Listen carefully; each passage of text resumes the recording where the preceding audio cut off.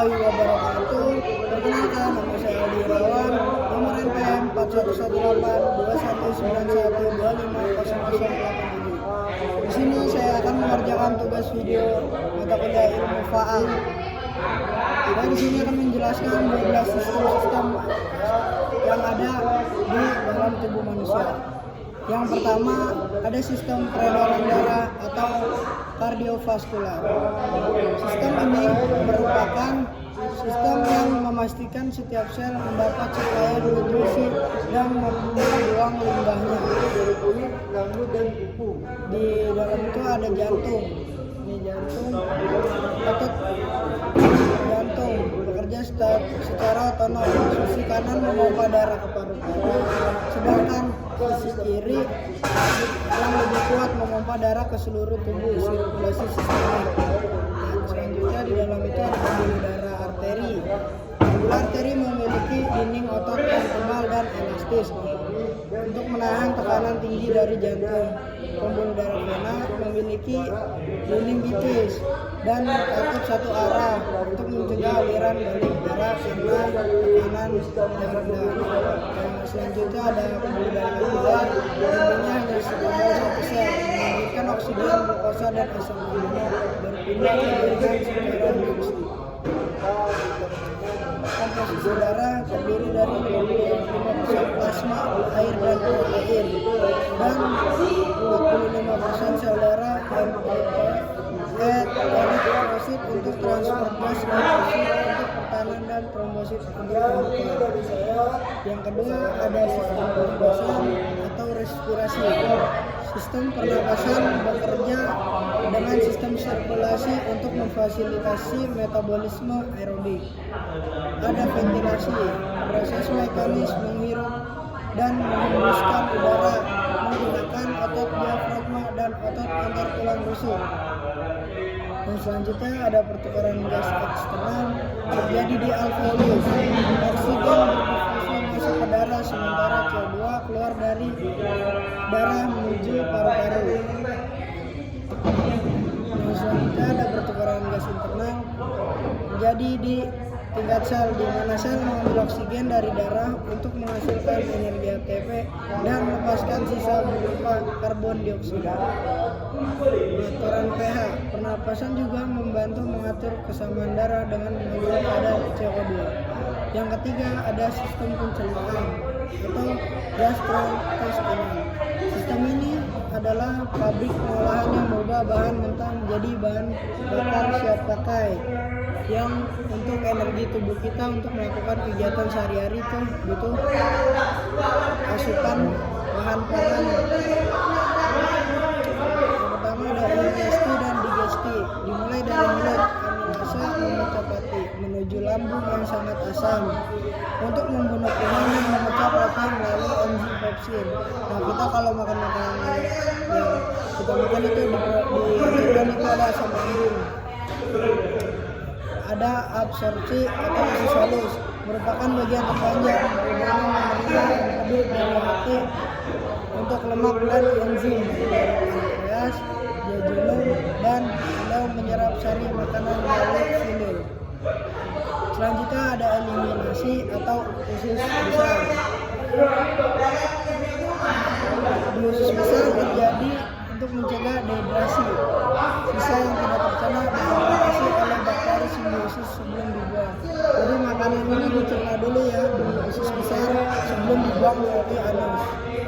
Yang keempat ada sistem rangka atau skeletal. Rangka manusia dewasa terdiri dari 206 tulang yang membentuk sistem pengungkit bagi otot.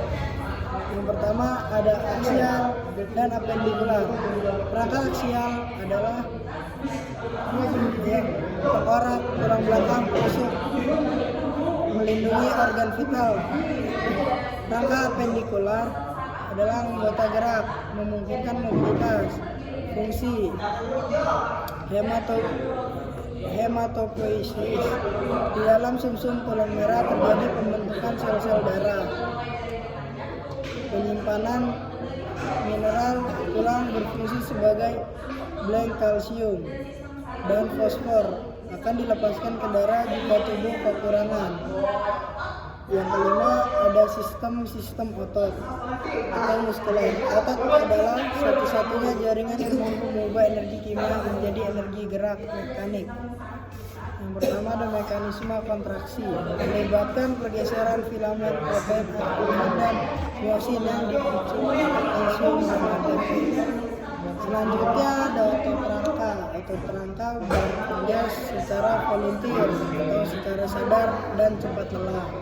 Selanjutnya ada otot polos dan jantung, bekerja secara involunteer atau secara tidak sadar di bawah kendali sistem saraf otonom. Yang keenam ada sistem saraf. Ini adalah jaringan komunikasi kabel yang sangat kompleks. Sistem saraf pusat otak terdiri dari otak besar, otak kecil, dan batang otak. Fungsi vital seperti napas.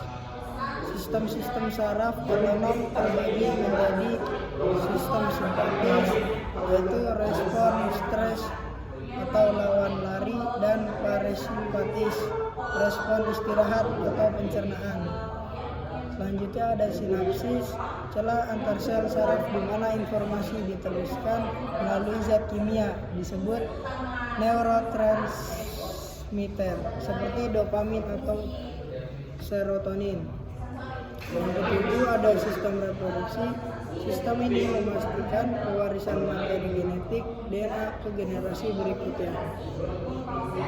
Gametogenesis, proses pembentukan spermatogenesis pada pria dan sel telur.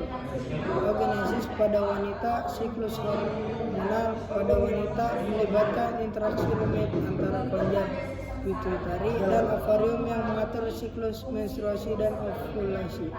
Selanjutnya ada fertilisasi, penyatuan materi genetik pria dan wanita biasanya terjadi di tuba Fallopi. Yang ke-8 sistem limfatik, sering disebut sistem pembuangan limbah dan sistem drainase tubuh.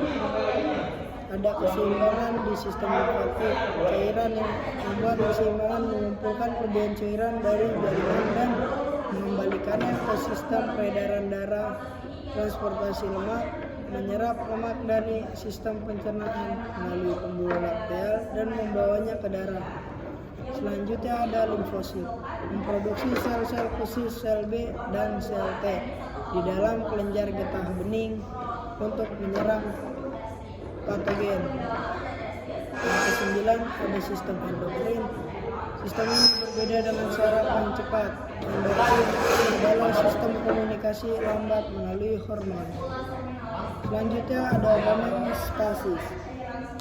Hormon seperti insulin dan glukagon menjaga kadar gula darah tetap stabil. Hormon pertumbuhan atau hormon dari kelenjar pituitari mengontrol perkembangan fisik, reproduksi, dan mood. Hormon mempengaruhi segalanya, mulai dari siklus reproduksi hingga perasaan bahagia atau stres. Jadi hormon kita itu bisa meningkatkan kebahagiaan kita itu ya guys. Yang ke-10 ada sistem kekebalan tubuh atau imun. Sistem pertahanan berlapis yang melindungi tubuh dari invasi biologis. Pertahanan non spesifik, kulit, air, mata, mukosa, dan sel, apapun yang dianggap asing.